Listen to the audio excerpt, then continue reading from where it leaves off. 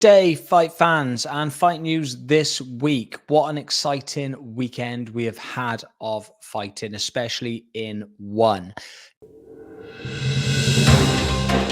Now, we're going to have a little look at some of the highlight fights of the weekend. Now, one of the highlight fights for me this weekend was the one debut on Friday fight night of Freddie Haggerty, the brother to Jonathan Haggerty.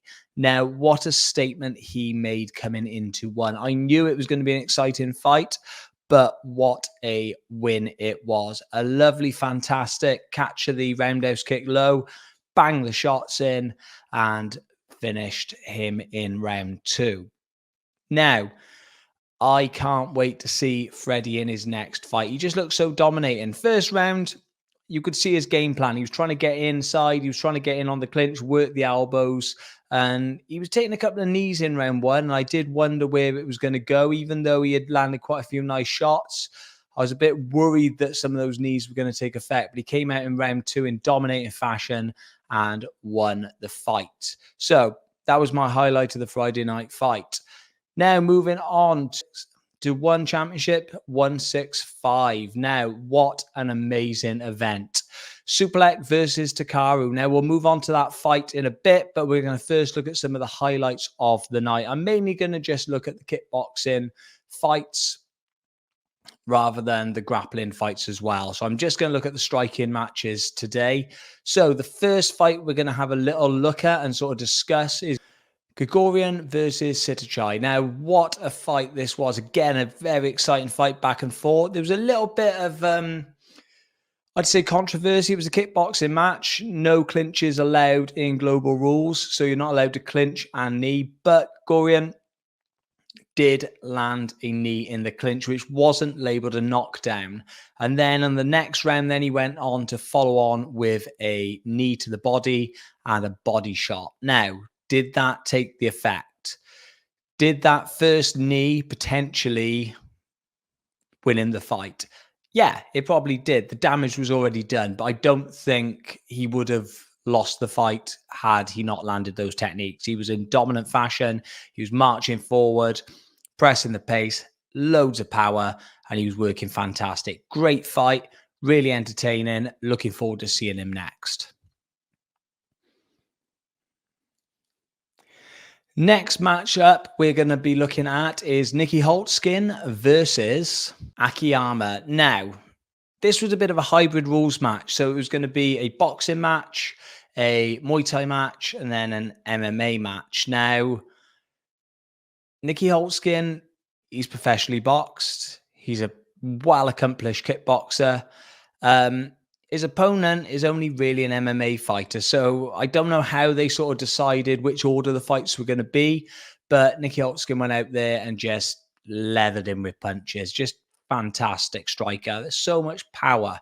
And I know he took this fight on late notice, which is even more astonishing. I love watching Nikki Holtzkin. And again, he said he wants to do more of these hybrid rules matches. It'd be interesting if they mixed up the sort of like, I don't know, they pulled the matches out of a hat. I don't know how they do it. Hopefully there is some randomness to it because, again, it will always favor whoever's discipline is the first discipline.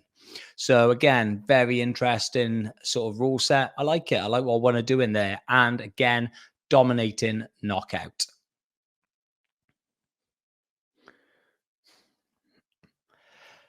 Now we move on to the main event, Superlek versus Takeru, and what a fight it was. It did not disappoint. Superlek and Takeru, just two of the toughest double-hard men I have seen. I just don't know how you get that toughness. If you've seen Takeru's leg, I'll put it on the screen now. That's what it looked like after 5 rounds of getting booted by Superlek. Now, it was back and forth. I didn't know who was going to win it. Going into that final round, I had it 2-2. So if we look from the beginning, it was back and forth constantly. Superlek, like I said, it was going to be a battle between the legs and the hands. It was going to be a battle between trying to keep the distance and trying to get on the inside. And it was back and forth. Superlek was hacking the leg constantly with the low leg kick. He was just firing kicks non-stop. And I think that's, again, what won him the fight eventually. He just literally just booted Takeru's leg for 5 rounds straight. He had his teep going. He had a lovely bit of action with the front kick. Moments where Takeru got on the inside and they were having an absolute tear up. There was a moment in, I think, round 3, it might have been, where Superlek literally just took a ridiculous amount of punishment, smiled, poked his tongue out, and then just came back at Takeru. It was a war. I would not have been disappointed if the fight went either way. It was great to see Superlek win, but Takeru, what a tough, tough guy. Now, it was one of the best striking matches I have seen, or one of the best fights I've seen, full stop. There was excitement from bell to bell. Both guys came there to win, and both of them left it all in the ring. Again, styles make fights, and those two, it was brilliant. It was the battle between, like I said, the distance and the inside. And Takeru's going to come back. He's going to be strong. How Superlek did not get knocked out in some of those exchanges, I don't know. He was just taking shot after shot after shot, and then he would just come back with kicks. Terrifyingly strong his kicks are. You look at the damage, like I said, that it done to Takeru's leg.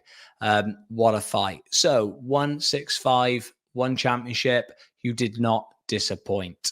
I can't wait to see the next one now. I can't wait to see what we have in store. Now, coming up this week, on Saturday night, we do have Conor Benn back fighting in boxing news, which is, again, I'm very excited for. I love the Destroyer.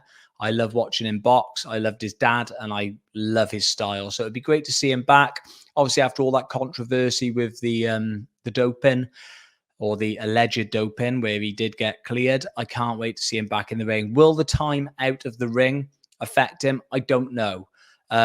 Hopefully it won't. He's doing the right thing. He's having a couple of warm-up fights, and then I think he'll get into the mix again and try and be chasing titles. But as we've seen, time out the ring does have an effect. But he is looking sharp. I've seen him and the boys from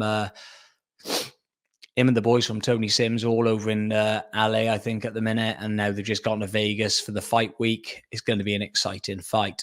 Like I said, coming up, we got Haggerty versus Lobo. Cannot wait for that. Going to be another exciting fight. Lots of exciting stuff happening now on the fight scene. Again, like one championship, going to be on Sky Sports. Keep your eyes peeled, because the sport's going from strength to strength. Thank you.